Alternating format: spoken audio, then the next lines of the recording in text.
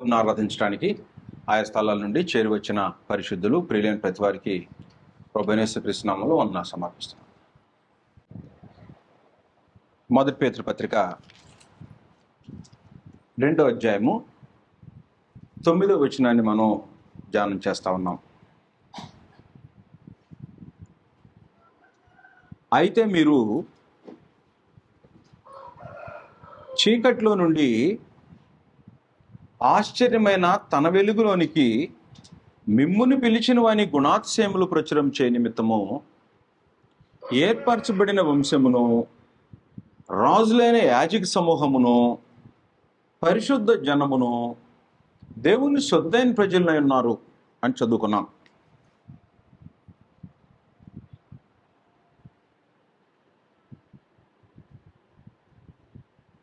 దేవుని గుణాతిశయాల్ని ప్రచురం చేయ నిమిత్తం. దేవుని గుణాలేంటి, దాన్ని ప్రచురం చేసేది ఎలాగూ, దేవుని గుణమేంటో దాన్ని ఎలాగూ ప్రచురం చేయాలో ఎరగకపోతే రాజులైన యాజక సమూహం అయ్యేది ఉండదు, పరిశుద్ధ జనమై ఉండరు, దేవుని సొత్తైన ప్రజలై ఉండరు. దేవుని సొత్తైన ప్రజలు, పరిశుద్ధ జనము, ఏర్పరచబడిన వంశము, రాజులైన యాజక సమూహంగా క్రైస్తవుల్ని దేవుడు చేసిన ఉద్దేశం ఏంటంటే ఆయన గుణాతిశయాలు ప్రచురం చేయటానికి. అనేక మంది క్రీస్తు ప్రభు సంఘంలో ఏం చెప్పుకుంటారంటే మేము రాజులైన యాజక సమూహం అని చెప్తారు. జీవితం అలాగుందా? చెప్పబడినటువంటి వాగ్దానం నీకు ఇవ్వబడింది, రాజులైన యాజక సమూహం, మంచిదే. రాజులైన యాజక సమూహం లాగా బ్రతుకుతున్నామా చెప్పుకోవటానికేనా? రాజులైన యాజక సమూహం, పరిశుద్ధ జనము, దేవుని సొత్తైన ప్రజలు, ఏర్పరచబడిన వంశం. ఇది ప్రత్యేకమైన వంశం. ఈ వంశంలో ఉన్నటువంటి వాళ్ళు రాజులైన యాజక సమూహము, పరిశుద్ధ జనము, దేవుని సొత్తైన ప్రజలు. అయితే వారి బాధ్యత ఏంటంటేనో ఎప్పుడవుతారు వాళ్ళు అలాగంటే మిమ్మును పిలిచినవని గుణాతిశయములు ప్రచురము చేయ నిమిత్తము. నిమిత్తము అన్నాడు. నిమిత్తం అంటే పర్పస్, ఉద్దేశం. అంటే ఆయన గుణాతిశయాలు ఎవరైతే ప్రచురం చేస్తుంటారో కేవలం నోటి మాటలతో కాకుండా, అలాంటి వాళ్ళకి ఇది వర్తించింది. కేవలం బాప్తిస్మం పొందినంత మాత్రాన, క్రీస్తు ప్రభు సంఘంలో మేము ఉన్నామన్నంత మాత్రాన రాజులైన యాజక సమూహం కాదు. ఆయన గుణాతిశయాలను ప్రచురం చేసేవారు రాజులైన యాజక సమూహం, పరిశుద్ధ జనం, దేవుని సొత్తైన ప్రజలు, ఏర్పాటు చేయబడిన వంశం. కాబట్టి భౌతికంగా ఒక వంశంలో మేము ఉన్నామంటే ఆ వంశానికి కొన్ని క్వాలిటీస్ ఉంటాయి. ఇది దేవుని ప్రజలు, రాజులైన యాజక సమూహం. వాళ్ళు ఎందుకున్నారు అంటే దేవుని యొక్క గుణాతిశయాలని ప్రచురం చేయటం. గుణాతిశయాలను ప్రచురం చేయటంలో దేవుని గుణాలేంటో మనకు తెలియాలి కదా. దేవుని గుణాలు తెలియకుండా ఆయన ప్రచురం చేసేటువంటి అవకాశం ఎట్టి పరిస్థితుల్లో ఉండదు. కాబట్టి ఆయన గుణాల గురించి మనం ఆలోచన చేసినప్పుడు దేవుడు ప్రేమామయుడు. దేవుడు ప్రేమామయుడు ఎలాగయ్యాడో, ఏం చేశాడో, ఆ ప్రేమామయుడు అనేటువంటి గుణాన్ని మనం ఎరిగిన వాళ్ళమైతే మన జీవితాల్లో ప్రేమను ప్రదర్శించవలసిన వాళ్ళమై ఉంటాం. అలా ఆయన గుణాల్ని ప్రచురం చేసేవాళ్ళు అవుతాం. 2, దేవుడు దీర్ఘశాంతుడు. వెంటనే కోపపడేవాడు కాదు. దీర్ఘంగా ఓర్చుకొని ఎంతకీ కుదరని పరిస్థితుల్లో ఆయన ఏం చేస్తాడంటే తన ఉగ్రతను కుమ్మరిస్తాడు. అదైన స్వభావం. కాబట్టి 3 లక్షణాలు కొన్ని మనం ఆలోచన చేసాం. ఈ దినం ఏం చేయబోతున్నామంటే దేవునికి ఉండే గుణం నమ్మదగినవాడు. దేవుడు నమ్మదగినవాడు. మనం నమ్మదగిన వాళ్ళమేనా? దేవుడు ఎలాగ నమ్మదగినవాడో గ్రంథంలో నుండి చూస్తాం. 2 తిమోతి 2వ అధ్యాయము 13వ వచనం. తిమోతికి రాసిన 2వ పత్రిక 2వ అధ్యాయము 13వ వచనం మనం చూసినట్లయితే, దేవుడు నమ్మదగినవాడు.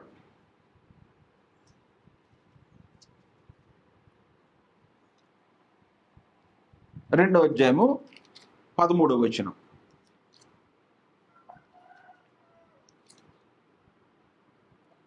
మనము నమ్మదగని వారమైనను ఆయన నమ్మదగిన వాడుగా ఉండును. మనము నమ్మదగని వారమైనను అన్న చోట 1 అనే నంబర్ వేసి మూల భాషలో ఏం రాసిందంటే నమ్మకపోయినను. ఒకవేళ నువ్వు దేవుణ్ణి నమ్మినా నమ్మకపోయినా ఆయన నమ్మదగినవాడు. దేవుని దగ్గరికి వచ్చేవాళ్ళు దేవుని ఎరుగుదమని చెప్పుకుంటారు, కానీ దానికి తగినట్టుగా జీవితం ఉండదు. దేవుని ఎరుగుదమని చెప్పుకునేవాళ్ళు దేవుణ్ణి ఎరిగినట్టుగా జీవించాలి. ఎలా? రాజులైన యాజక సమూహంగా, పరిశుద్ధ జనముగా, దేవుని సొత్తైన ప్రజలుగా, ఏర్పరచబడిన వంశంగా బ్రతకాలి. కానీ దేవుణ్ణి ఎరుగుదమని మాత్రమే చెప్పుకోవటానికి దేవుడు ఎలాంటి వాడంటే నమ్మదగిన వాడు. మనము నమ్మదగిన వారం అంటే మనము నమ్మకపోయినా, కొంతమంది లోకంలో ఉండేవాళ్ళు నమ్మరు, బాప్టిస్మం పొందని చెప్పుకునేటువంటి వాళ్ళలో కూడా దేవుణ్ణి పూర్తిగా నమ్మిన వాళ్ళు ఉండరు. అంటే దేవుణ్ణి నమ్మరు పూర్తిగా. దేవుణ్ణి నమ్మితే ఎలాగుంటుందో, దేవుడు నమ్మదగిన వాడో కాడో, దేవుడు నమ్మదగినవాడు. దేవుడు నమ్మదగినవాడు, మనము నమ్మదగిన వారము, ఆయన నమ్మదగినవాడు. ఆయన తన స్వభావమునకు విరోధముగా ఏది చేయడు. నువ్వు నమ్మినా నమ్మకపోయినా దేవుడు నమ్మదగినవాడు. దేవుణ్ణి నమ్మినటువంటి వాళ్ళు ఎలా ఉంటారు? నమ్మటం అంటే ఏంటంటే, ఉదాహరణకు ఏదైనా ఒక చిన్న కార్యక్రమం వచ్చిందనుకోండి, ఒక కార్యక్రమాన్ని లీడ్ చేయాలి, ఒకళ్ళు బాధ్యత వహించాలి. ఇంట్లో ఒక ఇల్లే ఉందనుకోండి, మీ ఇల్లే ఉంది, మీ ఇంట్లో ఒక పని వచ్చింది. ఆ పని వచ్చినప్పుడు పని ఎవరికి అప్పగించాలని ఆలోచన చేస్తారు? 2 కుమారులు ఉన్నారనుకోండి, ఇద్దరిలో ఆలోచన చేస్తాడు తండ్రి. తల్లిదండ్రి ఆలోచన చేస్తే వీడికి ఇస్తే వీడు బాగా చేస్తాడు, వీడికి ఇస్తే వీడు పాడు చేస్తాడు. కారణం ఏంటి? నమ్మకం లేదు. తండ్రి నమ్మటం లేదు. ఎందుకు నమ్మటం లేదు? తను గతంలో జీవించిన జీవితాన్ని చూసి ఇతను నమ్మకస్తుడు కాదు, నమ్మకమైన వాడు. కాబట్టి నమ్మకమైనటువంటి వాడికి పని అప్పగించబడింది. బలా నమ్మకమైన దాసుడా అన్నాడు. యేసుక్రీస్తు ఉపమానం చెప్పాడు. కొంచెంలో నమ్మకంగా ఉన్నావు, ఇంకొంచెం తీసుకో అంటాడు. అంటే నమ్మటం అంటే ఏంటంటే, ఒక పని చేసినప్పుడు ఆ పనిని ఎలాగ చేస్తావో, దాన్ని 100కి 100 పాళ్ళు నెరవేర్చుతావో లేదో దాని మీద ఆధారపడి నీ నమ్మకం ఉంటుంది. దేవుడు ఎలాంటి వాడో గ్రంథాన్ని బట్టి చూస్తాం.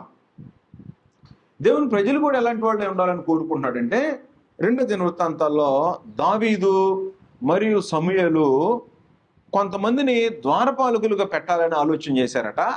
ఆ ద్వారపాలకులుగా పెట్టాలనుకున్నటువంటి వాళ్ళలో నమ్మకమైనటువంటి వాళ్ళని ఎంచి 200 మందిని ఏర్పాటు చేశారట. 2వ దినవృత్తాంతాల గ్రంథం 9వ అధ్యాయము, 2వ దినవృత్తాంతాల గ్రంథం 9వ అధ్యాయం. ఇప్పుడు స్థానిక సంఘంలో ఏదైనా ఒక కార్యక్రమం వచ్చిందంటే ఎవరు చేయాలి? నాకు 10 మంది ఉన్నారండి, నేను కూడా ఒక లీడర్ని అయిపోతాను, నాకు కూడా బాధ్యత అప్పగించండి అనేది కాదు ఇది దేవుని పని. 10 మంది ఉన్నారో 1000 మంది ఉన్నారో ఎంతమంది ఉన్నారో కాదు, నువ్వెంత నమ్మకస్తుడివో, నువ్వు ఒక్కడు ఉన్నావో 100 మంది ఉన్నావో కాదు, నువ్వెంత నమ్మకస్తుడివో ఆ నమ్మకస్తుడైనటువంటి వాడిని బట్టి నీకు పని అప్పగించబడింది తప్ప నీ వెనక ఎంతమంది ఉన్నారని కానీ అప్పగించితే అది దేవుని పని కాదు. నమ్మకమైన వాడికి పని అప్పగించాలా. వాడు ఏ స్థాయిలో ఉన్నాడు, పేదవాడా, ధనికుడా, ఉద్యోగ, కూలి పని చేసేవాడా అనేది కాదు. నమ్మకస్తుడా కాదా? ఆ నమ్మకస్తుడు బట్టి స్థానిక సంఘంలో కూడా బాధ్యతలు అప్పగించబడతాయి. ఒక్కొక్కరికి కొన్ని బాధ్యతలు అప్పగించాం. ఆ బాధ్యత ఎలాగ చేస్తాడో దాన్ని బట్టి నెక్స్ట్ ఏం చేయాలనేటువంటిది మరొక పని వచ్చినప్పుడు దానిలో బాధ్యతని ఎవరు బాగా నెరవేరుస్తున్నారో వారు నమ్మకమైన వాళ్ళని గుర్తించి వాళ్ళకు మరొక ఉన్నతమైన పని అప్పగించబడింది. నమ్మకస్తుడు కాకపోతే అంతటితో క్లోజ్ అయిపోయింది. అందువలన దావీదు మరియు సమూయేలు ద్వారపాలకులుగా ఏర్పాటు చేయడానికి ఆలోచన చేసి 200 మందిని ఏర్పాటు చేశారట.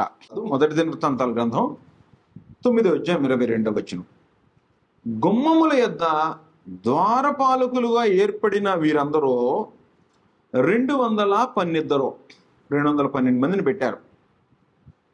వీరు తమ గ్రామముల వరుసను తమ వంశావళి చొప్పునను సరిచూడబడిరి. వీరు నమ్మదగిన వారని దావీదును దీర్ఘదర్శియగు సమూయేలును వీరిని నియమించిరి. ఎలా తెలిసింది వీరు నమ్మదగిన వారని? వాళ్ళ కార్యక్రమాలు, గతంలో వాళ్ళు చేసినటువంటి పని ఎలా చేశారో ఆ పనిని బట్టి వీళ్ళు నమ్మకస్తులని ఏర్పాటు చేశారు. మానవుల్లో మనం ఇలాగ సెలెక్ట్ చేస్తుంటాం, కానీ పరమందున దేవుడు నమ్మదగిన వాడు.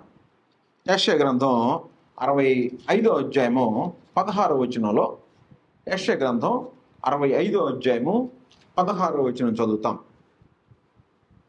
దేశములో తనకు ఆశీర్వాదం కలగవలనని కోరువాడు నమ్మదగిన దేవుడు తన్ను ఆశీర్వదింపవలనని కోరుకును. ఆశీర్వాదం కావాలని కోరుకునేవాడట నమ్మదగిన దేవుడు ఎలాంటి వాడు? నమ్మదగిన వాడు. తన్ను ఆశీర్వదింపవలనని కోరుకున్నాం. దేశములో ప్రమాణము చేయవాడు నమ్మదగిన దేవునితోడని ప్రమాణం చేయను. ఇశ్రాయేల్ యొక్క చట్టంలో ఇశ్రాయేలీల దేవునితోడు యెహోవా తోడని ప్రమాణం చేశాడంటే ఆ ప్రమాణానికి బాధ్యుడు ఏమిటాడు అంటే యెహోవా పేరిట చేశాడు అంటే అతను నమ్మకస్తుడు, దేవుడు నమ్మదగిన వాడు, యెహోవా నమ్మదగిన వాడు అని చెప్పేశాడు. క్రొత్త నిబంధనలో కూడా ఈ సంగతి తెలియజేశాడు. 1 కొరింథీయులకు రాసిన పత్రిక 10వ అధ్యాయము 1 కొరింథీయులకు రాసిన పత్రిక 10వ అధ్యాయంలో 13వ వచనం. 1 కొరింథీ 10వ అధ్యాయము 13వ వచనం చదువుతాం. సాధారణముగా మనుషులకు కలుగు శోధన తప్ప మరేది మీకు సంభవింపదు. దేవుడు నమ్మదగినవాడు. దేవుడు నమ్మదగినవాడు. దేవుని యందు విశ్వాసం ఉంచే వాళ్ళకి శోధన ఎంతవరకు వచ్చిందంటేనో వాళ్ళు శోధింపదగినంత కంటే, మీరు సహింపగలిగినంత కంటే ఎక్కువగా ఆయన మిమ్ము శోధింపబడనేడు. ఒకవేళ ఈరోజు ఎవరైనా శోధనలో ఉంటే దేవుణ్ణి నమ్ముకున్నటువంటి వాళ్ళైతే ఏం తెలుసుకోవాలంటే, నీకు శోధన వస్తే ఆ శోధనలో నువ్వు సహింపగలిగినంత వరకు మాత్రమే నిన్ను శోధింపనిస్తాడు.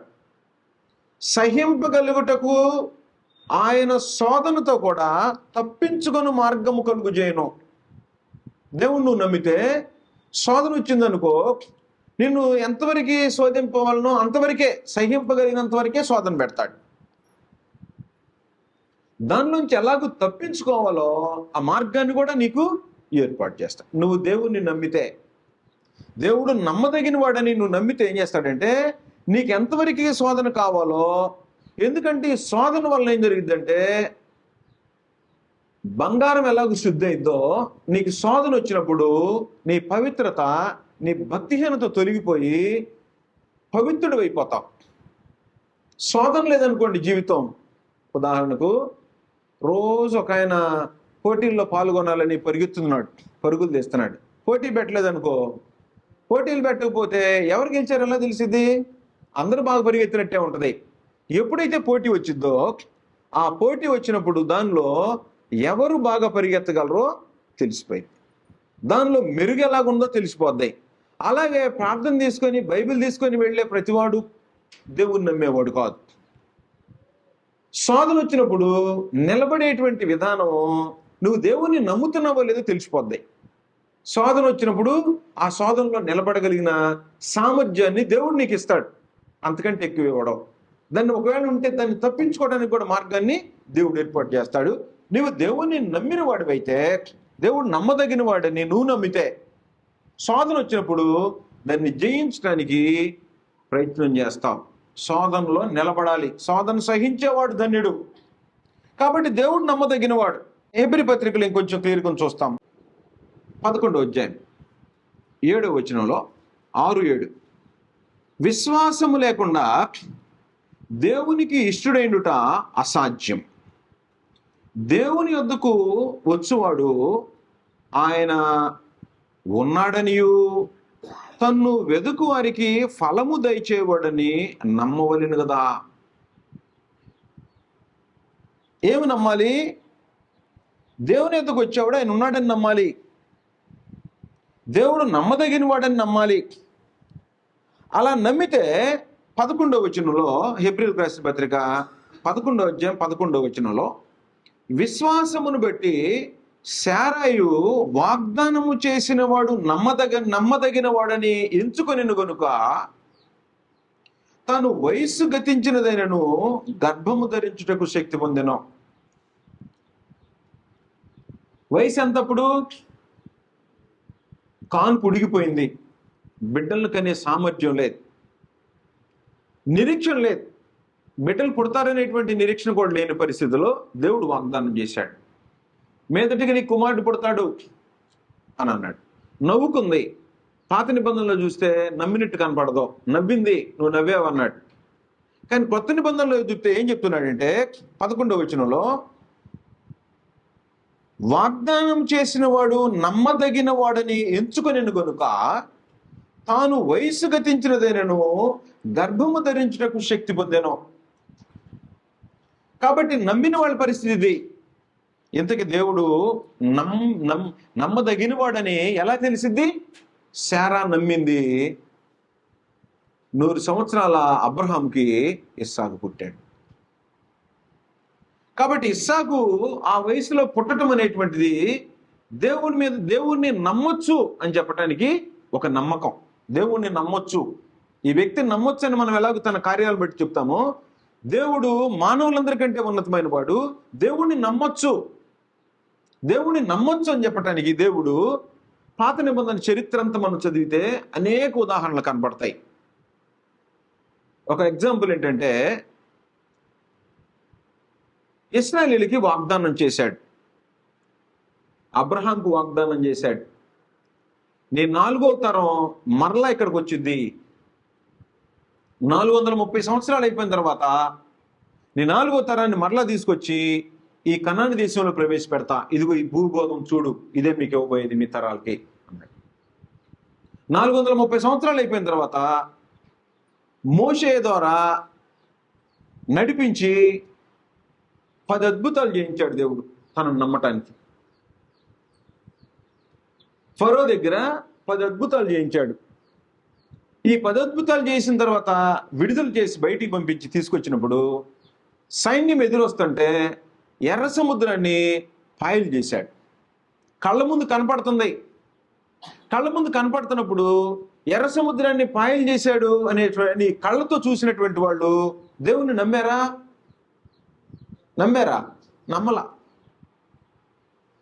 ఎర్ర సముద్రం రకంగా అంటే కంటితో చూస్తే కూడా దేవుడు చేశాడని నమ్మటానికి మనసు లేదు. కానీ దేవుడు నమ్మదగినవాడా కాదా? నమ్మదగినవాడు. ఫరో సైన్యం వస్తుంటే ఎర్ర సముద్రాన్ని పాయలు చేసినటువంటి దేవుడు.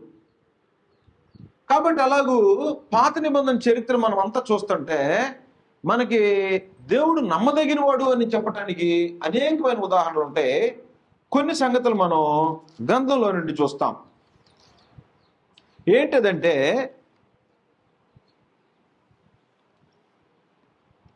హిజ్కియా ఏలుబడి కాలంలో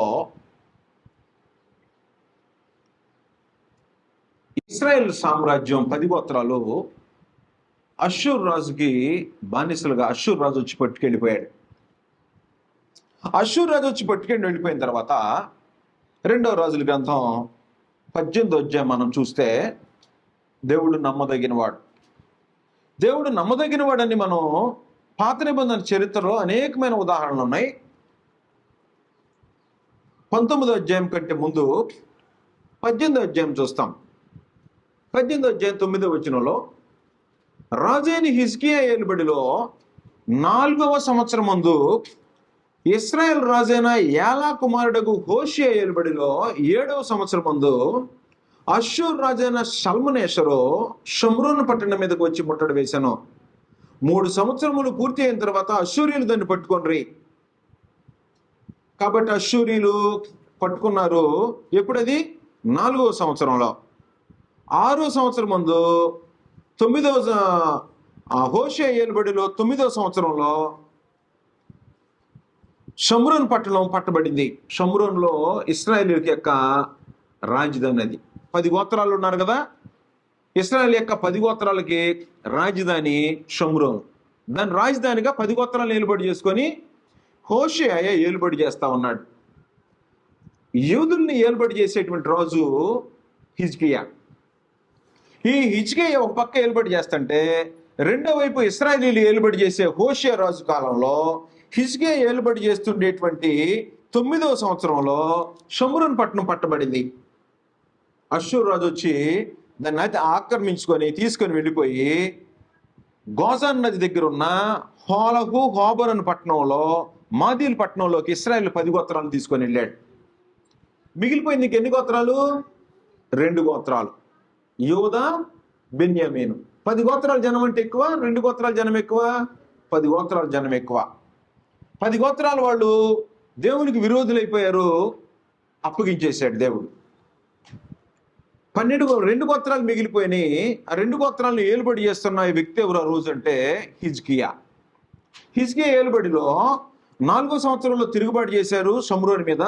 5 సంవత్సరాల్లో ఆ పట్టణాన్ని ముట్టడి వేసి షమ్రోన్ పట్టణాన్ని ఆక్రమించి ఇశ్రాయేలీని బానిసలుగా మాదీ దేశానికి తీసుకొని వెళ్ళిపోయాడు షల్మనేశ్వరం. తరువాత 5 సంవత్సరాలు గడిచిపోయింది. 9వ సంవత్సరం వెళ్ళిపోయారు. 14వ సంవత్సరంలో సన్హరీబ్ మళ్ళా వచ్చాడు. ఈ సన్హరీబు మళ్ళా వచ్చాడు. ఇలా వచ్చి ఆయన ఏం మాట్లాడుతున్నాడంటే, ఆ సన్హరీబు యొక్క మాటలో 18వ అధ్యాయము 19వ వచనంలో ఇలా చెప్తున్నాడు. 18వ అధ్యాయము 19వ వచనం, అప్పుడు రబ్షాకే అంటే అష్షూర్ రాజు యొక్క సైన్యాధ్యక్షుడు. ఈ అష్షూర్ రాజు అప్పటికి ఆ రాజు షల్మనేశ్వరు వెళ్ళిపోయాడు. ఆ తర్వాత అష్షూర్ రాజు ఎవరంటే సన్హరీబు ఏలుబడి చేసే సమయంలో రబ్షాకి అనేటువంటి ఒక ఆయన్ని పంపించి మాట్లాడుతున్నాడు. ఎవరితో? యోధా జనంతో, యోధా రాజైన హిజ్కియాతో. ఈ యోధా సామ్రాజ్యాన్ని కూడా, యెరూషలేమును కూడా పట్టుకోవటానికి ఆల్రెడీ షమ్రోన్ని 10 గోత్రాలను పట్టుకొని బానిసలకు తీసుకెళ్లిపోయాడు. మిగిలిపోయిన 2 గోత్రాలను ఏలుబడి చేస్తుండేటువంటి హిజ్కియా, ఆ హిజ్కియా ఏలుబడి చేస్తుండేటువంటి కాలంలో రబ్షాకేని పంపించి ఇలాగూ మాట్లాడుతున్నాడు. ఈ మాట హిజ్కియాతో తెలియజెప్పుడు, మహారాజైన అష్షూర్ రాజు సెలవిచ్చినదేమనగా, సన్హరీబు మహారాజు, నీవు ఇలాగూ చెప్పవలను, నీవు నమ్ముకును ఈ ఆశ్రయాస్పదము ఏ పాటి ప్రయోజనకారి? నువ్వు నమ్ముకుంటున్నావు కదా దేవుడు, ఏమాత్రం ప్రయోజనకారి మీకు? ఇశ్రాయేలు కూడా నమ్ముకుంటుంది ఆ దేవుడే కదా. ఇశ్రాయేలు నమ్ముకుంటుంది ఏ దేవుడిని? ఆ దేవుడిని అనేది ఎవరి భావన? సన్హరీబు యొక్క భావన. ఇశ్రాయేలు 10 గోత్రాల వాళ్ళు ఎలా తయారైపోయారు? దూడలను పెట్టుకొని దేవుని ప్రజలు అని చెప్పుకుంటున్నారు, కానీ వాళ్ళు దేవుని ప్రజలు కాదు. దేవుని చట్టానికి విరోధంగా అష్షూర్లో ఒకటి, దానిలో ఒకటి, బేతేల్లో ఒకటి 2 విగ్రహాలు పెట్టుకొని మనల్ని ఇశ్రాయేలీయులు అరణ్యంలో నుంచి, బానిసత్వం నుంచి విడిపించిన దేవుడివి అని దేవునికి విరోధంగా కార్యక్రమాలు జరిగించుకుంటూ వచ్చాడు.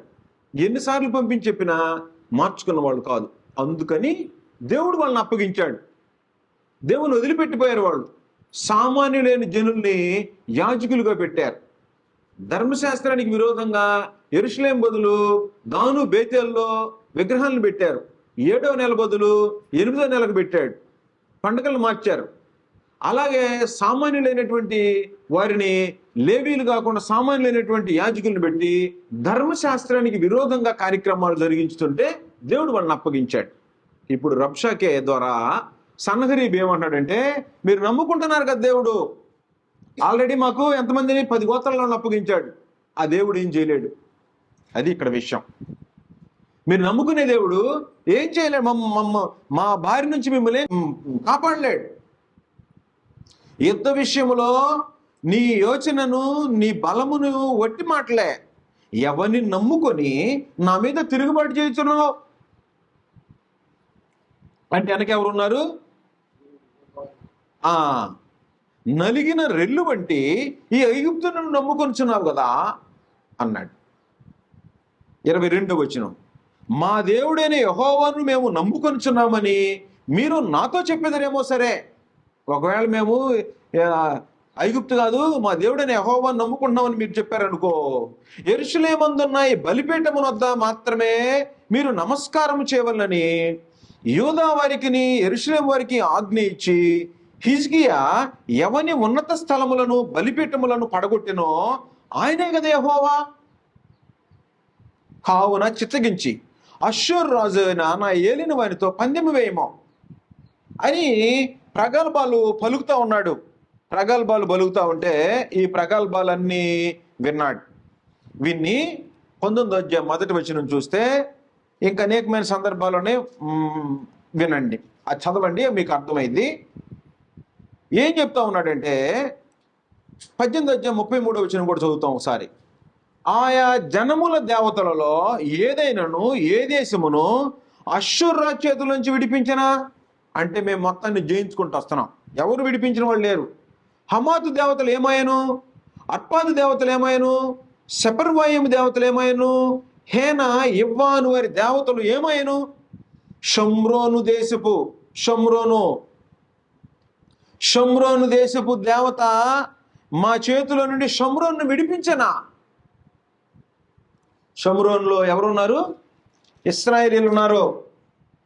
ఈ షమ్రోను కూడా మేము పట్టుకున్నాం కదా. యెహోవా మా చేతిలో నుండి యెరూషలేమును విడిపించినట్టుకు ఆయా దేశముల దేవతల్లో ఏదైనాను తన దేశమును మా చేతిలో నుంచి విడిపించినది కలదా అని చెప్పాను. ఆలోచన చేసేటప్పుడు వచ్చి రబ్షాకే చెప్పిన మాటలన్నీ వింటే హిజ్కియా బట్టలు చించేసుకొని యెహోవా మందిరానికి యెరూషలేములోకి వెళ్ళిపోయి వాళ్ళందరూ కలిసి ఎవరెవరు, గృహ నిర్వాహకుడకు ఎల్యాకీమును, శాస్త్రి షబ్నాయు, యాజకులలో పెద్దలను, ఆమోజు కుమారుడును, ప్రవక్త అయిన యెషయా వద్దకును పంపినాం. వీరు గోనెపెట్ట కట్టుకొని అతని వద్దకు వచ్చి అతనితో ఇట్లనిరి, హిజ్కియా సెలవిచ్చినదేమనగా, ఈ దినము శ్రమయు శిక్షయు దూషణయు గల దినము. పిల్లలు పుట్టవచ్చిరి గాని కనుటకు శక్తి చాలదో. జీవము గల దేవుని దూషించుటకై అష్షూరు రాజైన తన యజమానుని చేత పంపబడిన రబ్షాకే పలికిన మాటలన్నీయు నీ దేవుడైన యెహోవా ఒకవేళ ఆలకించి నీ దేవుడైన యెహోవాకు వినబడి ఉన్న మాటలను బట్టి ఆయన అష్షూరు రాజును గద్దించునేమో. కాబట్టి నిలిచిన శేషము కొరకు నీవు హెచ్చుగా ప్రార్థన చేయమో. యెషయాకి ఇన్ఫర్మేషన్ పంపించారు. రాజైన హిజ్కియా సేవకులు యెషయా వద్దకు రాగా యెషయా వారితో ఇట్లనెను, మీ యజమానునికి ఈ మాట తెలియజేయడి, యెహోవా సెలవిచ్చినదేమనగా, అష్షూరు రాజు పనివారు నన్ను దూషింపగా నీవు వినిన మాటలకు భయపడవద్దు. దేవుని దగ్గర నుంచి వర్తమానం వచ్చింది. అతనిలో ఒక ఆత్మ నేను పుట్టింతును అని ఇవన్నీ ఇన్ఫర్మేషన్ అని చెప్పిన తర్వాత 15వ వచనంలో యెహోవా సన్నిధిని ఇట్లని ప్రార్థన చేశాను, యెహోవా కెరూబుల మధ్య నివసించుచున్న ఇశ్రాయేలు దేవా, భూమి ఆకాశములను కలుగు చేసిన అద్వితీయ దేవా. మనుషులకు ఉండే నమ్మకం ఇది. యెహోవాను నమ్మేవాళ్ళు ఏమని నమ్ముతారు? కెరూబుల మధ్య నివాసం చేసే దేవుడివి, భూమి ఆకాశాలను కలుగు చేసిన అద్వితీయ దేవుడు నువ్వే, లోకము సకల రాజ్యాలకు దేవుడు నువ్వే ఉన్నావు. మా మాట ఆలకించు. జీవము గల దేవుడువైన నిన్ను దూషించుటకై సన్హరీబు పంపినవని. సన్హరీబు ఎవరిని పంపాడు? రబ్షాకేని పంపించాడు, అష్షూరు రాజు. సన్హరీబు పంపినవని మాటలు చెవిని పెట్టుము. యెహోవా అష్షూరు రాజులని వివరాలు ప్రార్థన చేసుకుంటూ వచ్చాడు. అప్పుడు దేవుడు రిప్లై పంపించాడు. 20వ వచనం. అంతటా ఆమోజు కుమారుడైన యెషయా హిజ్కియా వద్దకు ఈ వర్తమానం పంపెను. ఇశ్రాయేలు దేవుడు యెహోవా సెలవిచ్చినదేమనగా, అష్షూరు రాజైన సన్హరీబు విషయమందు నీవు నా ఎదుట చేసిన ప్రార్థన నేను అంగీకరించి ఉన్నాను. కాబట్టి అంగీకరించా, ఏం కాదు మీకు అని ఇన్ఫర్మేషన్ పంపించేసేసాడు. 33వ వచనం, 32వ వచనం చదువుతాను. కాబట్టి అష్షూరు రాజును గురించి యెహోవా సెలవిచ్చినదేమనగా, అతడు ఈ పట్టణంలోనికి రాడు. జయించడం కాదు, పట్టణంలోనికే రాడిక. దాని మీద ఒక బాణమైనను ప్రయోగింపడో. యెరూషలేము మీద ఒక బాణం కూడా వేయని నేను, పట్టణంలో కూడా రానివ్వను.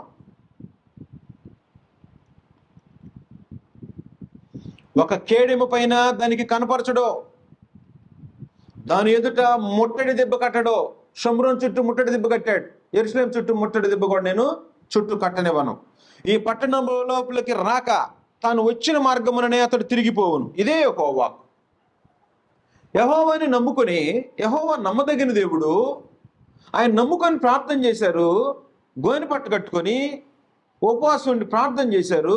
చేస్తే రిప్లై వచ్చింది. ఏమి కట్టాడంట? చుట్టూ మీ దేశం మీదకి రాడు, ముట్టడి వేయడు, ఒక బాణం కూడా వేయడు, వచ్చే మార్గాన్ని ఎండిపోతాడు. ఈ యెరూషలేము చుట్టూ ముట్టడి దిబ్బ కూడా వేయనండి. ఎందుకంటే నన్ను దూషించాడు. నేను ఎవరినో, నన్ను నమ్ముకున్న ప్రజలు నేను కాపాడేవాడిని, చూపిస్తా, సన్హరీబుకి ఈ సంగతిని తెలియజేస్తా అన్నాడు. నా నిమిత్తము, నా సేవకుడైన దావీదు నిమిత్తము నేను ఈ పట్టణమును కాపాడు రక్షించుదును. ఆ రాత్రియే యెహోవా దూత బయలుదేరి, వాళ్ళు ఇంకా రాలా, ఇన్ఫర్మేషన్ పంపించారు. ఇన్ఫర్మేషన్ పంపించినటువంటి వాళ్ళు యెరూషలేము దగ్గరికి రాలేదు, ఇంకా మార్గం దగ్గరికి వస్తా ఉన్నారు.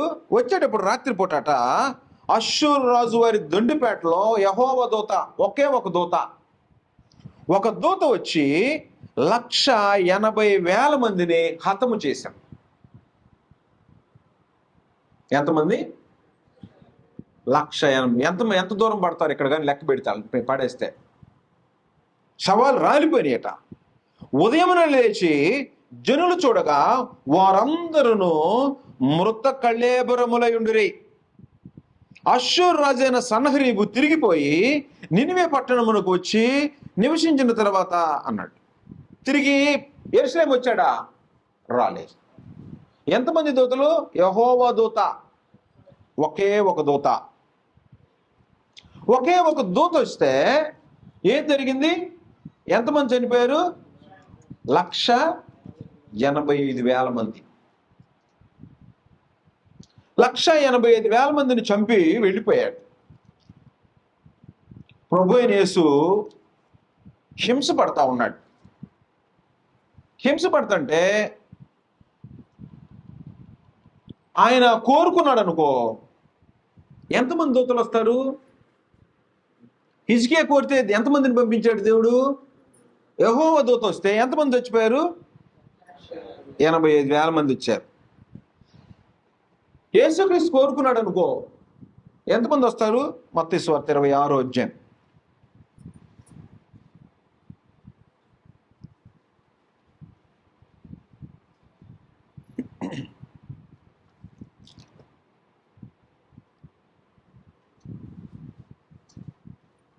యాభై 52వ వచనం. యేసుక్రీస్తుని పట్టుకున్నారు. ప్రభువైన యేసుని రక్షించాలి, దేహంలో చనిపోకుండా ఉండాలని దేవుడు పంపించలా, చనిపోవటానికే పంపించాడు. అంతే కదా? ప్రభువైన యేసుని మానవ జాతి కొరకు అప్పగించడానికే దేవుడు పంపించాడు. కానీ సమయం వచ్చిందాక పట్టించలేదు. సమయం వచ్చింది, ప్రభు వెళ్ళి నేనే అని పట్టుకోండి అన్నాడు. పట్టుకుంటే ఒక కత్తి తీసుకొని పేతురు వచ్చినటువంటి ఆయన చెవి తెగ నరికాడు. అప్పుడు యేసుక్రీస్తు మాట్లాడుతున్నాడు. 52వ వచనం.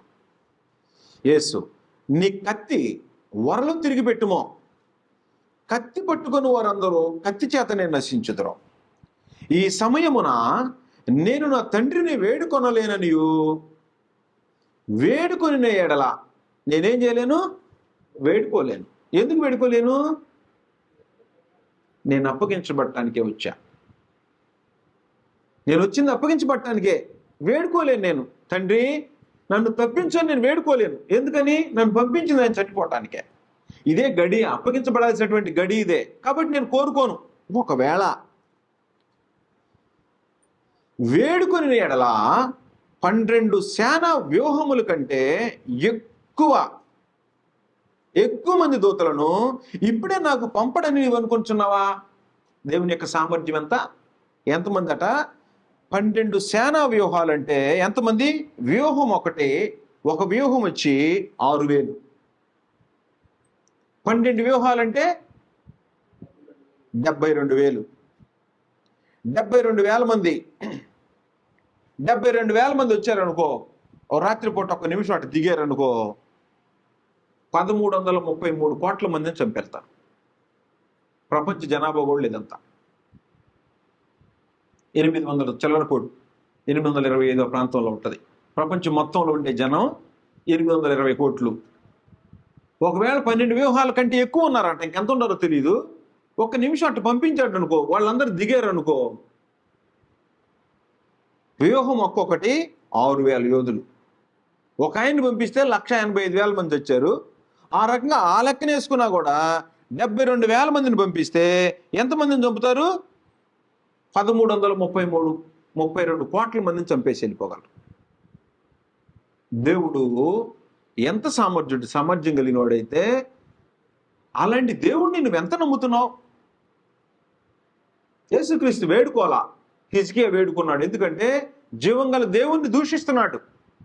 కాబట్టి ఇప్పుడు దేవుడు, నేను దేవుణ్ణి, హిజ్కియాకు దేవుడిని ఉన్నా, యూదా ప్రజలకి నేను దేవుడిని ఉన్నా, కాబట్టి సన్హరీబ్ సంగతి నేను చూస్తా అని చూపించాడు. కాబట్టి ఆపదలో ఉన్నప్పుడు మనం ఏం చేస్తాం? రాజకీయ నాయకుల దగ్గరికి వెళ్తుంటాం, బంధువులను ఆశ్రయిస్తుంటాం, బలాఢ్యులను ఆశ్రయిస్తుంటాం, ధనం కలిగిన వాళ్ళని ఆశ్రయిస్తుంటాం. కానీ ఆశ్రయించాల్సింది ఎవరిని? నమ్మదగిన దేవుణ్ణి. యేసుక్రీస్తు ఎవరిని ఆశ్రయించాడు? దేవుణ్ణి ఎలాగ ఆశ్రయించాడు? ఆయన ఏం చెప్పాడో చనిపోవటానికే పంపించాడు కాబట్టి ఆయన మాట విని చనిపోయాడు. అందువలన పౌలు తన జీవిత అనుభవంలో ఏం చెప్తున్నాడో తెలుసా? తిమోతికి రాసిన పత్రిక 1వ అధ్యాయం 12వ వచనం చదివాం కదా మనం. 2వ అధ్యాయం 12వ వచనం, మనము నమ్మదగిన వారమైనను ఆయన నమ్మదగిన వాడు. నువ్వు నమ్ముకోకపోవచ్చు, దేవుడిని నమ్ముకోకపోవచ్చు, కానీ ఆయన నమ్మదగిన వాడు. నువ్వు నమ్ముతావా లేదా అనేది నీ మీద ఆధారపడి ఉంటుంది, కానీ ఆయన నమ్మదగిన వాడు. పాత నిబంధన చరిత్ర అంతా మీరు చదువుతుంటే దేవుణ్ణి నమ్ముకోవచ్చు. షడ్రకు, మేషకు, అబేద్నెగో, దానియేలు నమ్ముకున్నారు కదా. నమ్మి కోరితే ఏం చేశాడు దేవుడు? దేవునికి విరోధంగా జరిగిన కార్యక్రమాలు ఆ సమయంలో దేవుని కంటే గొప్ప వ్యక్తులు ఉన్నారని లోకంలో డంబాలు పలుకుతున్నప్పుడు దేవుడు తన సామర్థ్యాన్ని చూపించి, నేను ఉన్నవాడిని, వాళ్ళతో పాటు ఉన్నాను నేను, నా సామర్థ్యం, నా బాహుబలం ఎంతో ఈ ప్రపంచంలో ఎవడు కూడా అంత సామర్థ్యం కలిగిన వాడు లేడు. అలాంటి ఆయన నమ్ముకోకుండా ఎవరు నమ్ముతావు? నమ్మితే ఏం చేయాలి? అనుదినం ఆయనకి ప్రార్థన చేయాలి. అనుదినం ప్రార్థన చేయాలి, అనుక్షణం ప్రార్థన చేయాలి. నీకు వీలున్నప్పుడు నీకు ఏదన్నా వచ్చినా ఎవరి దగ్గర వేడుకోవాలి? దేవుని దగ్గర వేడుకోవాలి. శోధన వచ్చింది ఎక్కడ చెప్పుకోవాలి? ప్రపంచం మొత్తం జనానికి కాదు. నీకు శోధన వస్తే నీ అన్నదమ్ములకో, అక్క చెల్లెళ్ళకో, తల్లిదండ్రులకో కాదు చెప్పాల్సింది. ఎవరు తీర్చేవాళ్ళు లేరు, ఈ భూమి మీద ఎవరు తీర్చేవాళ్ళు లేడు. ఏం చేస్తారంటే స్వార్థపూరితంగా ఆలోచన చేస్తారు. నీకు శోధన వచ్చిందా? దేవుని దగ్గర కూర్చో, ఆయన సన్నిధిలో గోని పట్టు కట్టుకో, దేవుణ్ణి ఆశ్రయించు, ఆయనకి ప్రార్థన చేయి. నమ్మదగిన వాడు ఆయన నిన్ను విడిపించగలిగిన వాడు. శోధన వచ్చినా, సమస్య వచ్చినా విడిపించగలిగిన వాడు, శాసనాలనే మార్చినవాడు. ఎస్తేరు గ్రంథం చదివితే శాసనాలు మారిపోతాయి. తిరుగుబాటు చేయడానికి వచ్చిన రాజులు వాళ్ళంతటా వాళ్ళే వెనక్కి తిరిగిపోతాడు హిజ్కియా విషయాల్లో. అలాంటి సమర్థుడైనటువంటి దేవుణ్ణి ఎంతవరకు నమ్మాం? పౌలు అంటున్నాడు, మొదటి తిమోతికి రాసిన పత్రిక, రెండో తిమోతికి రాసిన పత్రిక,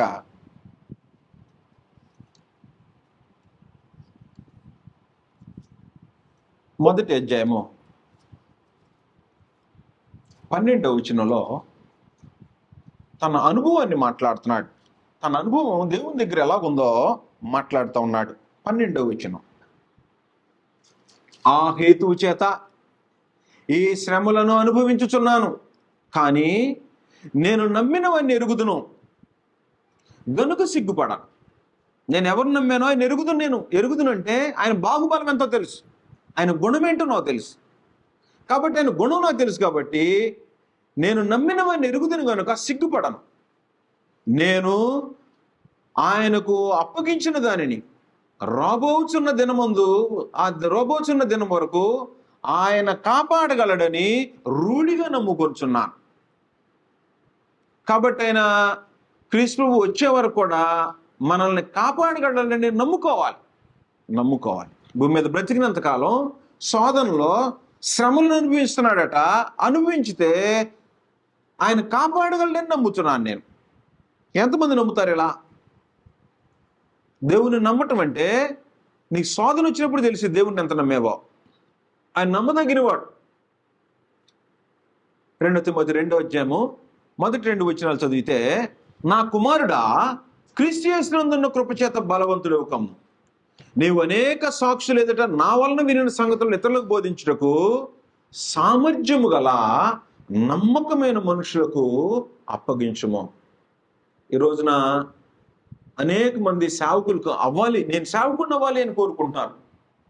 10 వాక్యాలు తెలిస్తే, కొంచెం దేవుని సంకల్పం తెలిస్తే, నేను కూడా వీళ్ళ దగ్గర ఉండేది ఎందుకు, నేను కూడా ఏదో చేస్తానని వెళ్ళిపోతా ఉన్నారు. సామర్థ్యం ఉందా? నమ్మకం కలిగిన వాడివేనా? సంఘం నిన్ను గుర్తించిందా? దైవజనులు నిన్ను గుర్తించారా? నువ్వు సామర్థ్యం కలిగిన వాడివని గుర్తించారా? వాళ్ళతో ప్రయాణం చేసిన వాడివేనా? వాళ్ళ సేవలో అనుభవంలో చూసిన వాడివేనా? అలా కాని వాళ్ళు ఈరోజు ఏం కోరుకుంటున్నారంటే, మేము కూడా వెళ్తాం, 10 మందిని తీసుకొని వెళ్ళిపోతాం, నేను కూడా ఒక సంఘం పెడతా. ఏం పెడతావు? నమ్మకం కలిగిన వాడివేనా? నమ్మకం కలిగిన వాడివైతే నేను సంఘమే పంపించింది. నువ్వు పనిచేసే సామర్థ్యం నీకుంటే, నమ్మకం కలిగిన వాడివైతే నిన్ను సంఘమే పంపించింది. అలాంటి నమ్మకస్తుడివైతే నీకు పని ఉంటుంది. చేయాలని కోరుకుంటాం మంచిదే, దానికి సామర్థ్యం ఉండాలా, నమ్మకం ఉండాలి. ఆ సామర్థ్యం నమ్మకం గల మనుషులకు అప్పగించు అని అన్నాడు. అలా అప్పగించకుండా లాక్కొని వెళ్ళిపోయేటువంటిది పని కాదు. కాబట్టి సామర్థ్యము నమ్మకం.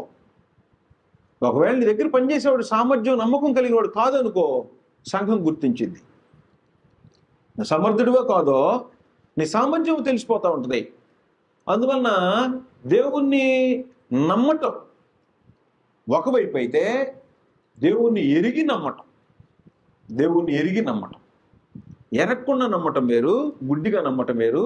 దేవుడు ఎవరో ఎరిగి, ఆయన గుణాలు, ఆయన దీర్ఘశాంతం కలిగిన వాడు, ఆయన ప్రేమస్వరూపి, ఆయన ఆజ్ఞలు అనుసరించి నడుచుకునే వాళ్ళ పట్ల ఆయన కృప చూపుతుంటాడు. ధిక్కరించి ఆయన శాసనాలకు విరోధంగా, ఆయనకి విరోధంగా కార్యక్రమాలు జరిగించేవాడి పట్ల భూమి మీద బ్రతికినంత కాలం కృప చూపించిన ఆ తర్వాత ఉగ్రతను చూపిస్తాడు. ఆయన నమ్ముకోదగిన వాడు. ఆయన నమ్ముకోవచ్చు. నేను పరలోకం గ్యారెంటీకి తీసుకెళ్తాడు, నమ్ముకోవచ్చు. నేను నమ్ముకోవచ్చా? ఏదైనా పని నమ్మకంగా నీకు అప్పగించవచ్చా? అప్పగించితే మరణం వచ్చిన, శోధన వచ్చిన, ఆ పని పూర్తి అయ్యే వరకు నమ్మకంగా చేస్తావా? నీకు అప్పగించిన వాడు ఎవడో, నీకు ఏ పని అప్పగించారో, ఏం చేయమని అప్పగించారో అలాగే చేస్తావా? ప్రభు యేసు చేసినట్టు. మరణం వచ్చిన ఆయన భూమి మీద ఏం జరిగించాలో అలాగ పని చేయటానికి నిన్ను నమ్మి వచ్చేవాడు ఒక్కడైనా ఉన్నాడా ఈ భూమి మీద? నమ్ముకోవచ్చు అనేవాడు ఎవడైనా ఉన్నాడా? ఉంటే దేవుడిని నమ్మిన వాడి. ఆయన గుణాతిశయాలను ప్రచురం చేస్తున్నావు, నమ్ముకోవచ్చు. ఇతన్ని వెంబడించవచ్చు, ఇతనితో కలిసి వెళ్ళొచ్చు, నమ్మకమే. ఒక రోజు గడపవచ్చు. లేకపోతే ఆపదల్లో ఇతనితో మనం ఏదైనా సహాయం పొందొచ్చు. లేకపోతే ఇతను నమ్మకస్తుడే, ఇతని దగ్గర ఏదైనా వస్తువు దాచిపెట్టవచ్చు. లేకపోతే ఇతని దగ్గర మనం ఉండొచ్చు. ఇతను నమ్మకస్తుడే అనే నమ్మకం నీ మీద ఉందా? అవకాశం వస్తే దోచుకుంటాడు, అవకాశం వస్తే పాపం చేస్తాడు, అవకాశం వస్తే అబద్ధం ఆడతాడు. ఇదేనా నీ మీద ముద్ర? లేకపోతే నమ్ముకోవచ్చు అనుకుంటాడా? కాబట్టి దేవుడు నమ్మదగిన వాడు. ఆయన గుణాతిశయాలను ప్రచురం చేసేవాడు కూడా నమ్మదగిన వాడే. అందువలన ఈ రోజుల్లో నమ్మదగిన వాళ్ళు చాలా అరుదుగా ఉన్నారు, చాలా అరుదుగా ఉన్నారు. అందులో నువ్వు ఉన్నావా? నేనున్నానా? దేవుని ఎరిగిన వాళ్ళు, ఆయన గుణాతిశయాలను ప్రచురం చేసేటువంటి వాళ్ళు నమ్మదగిన వారై ఉండాలి. దేవుడు నమ్మదగిన వాడు, ఆయన సన్నిధికి వచ్చేటువంటి వాళ్ళు నమ్మదగిన వాళ్ళే ఉండాలి. కాబట్టి అలాంటి నమ్మకం ఎలా వచ్చింది అని అంటే నీ చర్యలు, నీ ప్రవర్తన, నువ్వు చేసే ప్రతి పని సమస్తం నువ్వు నమ్మదగిన వాడివో నమ్మదగని వాడివో నీ చర్యలు తెలియజేస్తూ ఉంటాయి. దేవుడు నమ్మదగిన వాడు. నువ్వు నమ్మినా నమ్మకపోయినా దేవుడు నమ్మదగిన వాడు. ఆయన నమ్మదగిన వాడని పాత నిబంధన చరిత్ర అంతట్లో ఆయన రుజువు చేసుకున్నాడు. నువ్వు ఆయన నమ్ముకోవచ్చు, కానీ నువ్వు ఆయన నమ్మిన వాడిగా బ్రతుకుతుంటే ఆయన నిన్ను తిరిగి వాగ్దానం చేసిన వాడు నమ్మదగిన వాడు. ఏం వాగ్దానం అంటే తన కుమారుని సహవాసాన్ని నిన్ను పిలిచాడు, నిత్యజీవం ఇస్తానన్నాడు, గ్యారెంటీ.